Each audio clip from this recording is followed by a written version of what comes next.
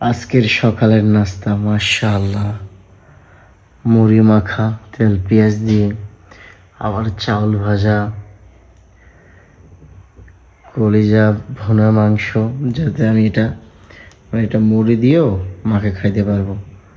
লাল চা, তার পাশে পানি। দেখছেন কি সুন্দর সকালের নাস্তা, মাশাআল্লাহ আমার আম্মা জান দিছে। তো হে গাইজ, আসসালামু আলাইকুম। কি অবস্থা, কেমন আছেন আপনারা সবাই? আমি রিয়াজুল ব্লগস, ডেইলি ব্লগসে আপনি সাথেই থাকবেন। আজকের সারাদিনের যাবতীয় কাণ্ড কারখানা, 12 ঘন্টার যাত্রা 10 মিনিটেই দেখবেন ইনশাল্লাহ, বা তারও কম।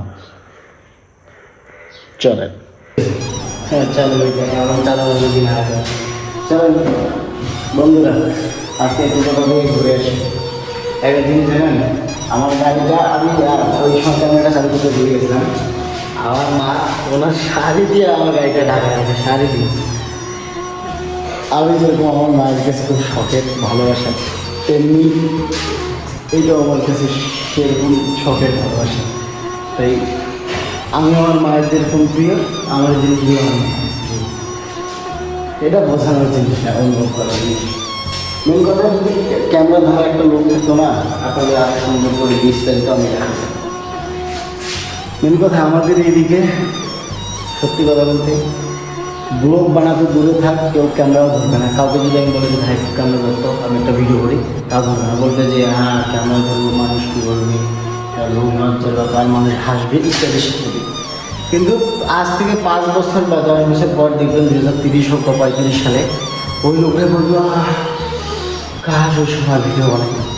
আল্লাহ মাফ করুক, এরকম হবে আমার মনে হয়, যখন মানুষ সোশ্যাল মিডিয়া সম্পর্কে জানবে। তো যাক, মাশাআল্লাহ, সুবহানাল্লাহ, আলহামদুলিল্লাহ।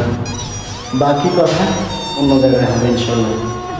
কোনো সমস্যা নেই, ক্যামেরা ধরার লোক নাই, তাই কী হবে, কী করবো। একটু ব্রেক করলাম গাড়িটা, একটা কথা বলার জন্য। অন্য জায়গায় বিশ্বাস করবেন না, এত পরিমাণ ছেলেপেলেরা আছে যে এরকম যদি একটা মাশাআল্লাহ যদি একটা R15 বাইক থাকতো না, এরকম যদি একটা R15 বাইক থাকতো মাশাআল্লাহ, তাহলে ওর বন্ধু বান্ধবের অভাব থাকতো না। এত পরিমাণ বন্ধু বান্ধব, ও সারাদিন ওরা ঘুরতে যাইতো, এরকম ভিডিও বানাইতো, এনজয় করতো। আর আমাদের এইদিকেও বন্ধু বান্ধব আছে, তারা সারা রাত বাবা খাবে আর দিনে ঘুমাবে, আর যদি দিনে একটু টাইম পায় তো যায় গাঞ্জা খাবে।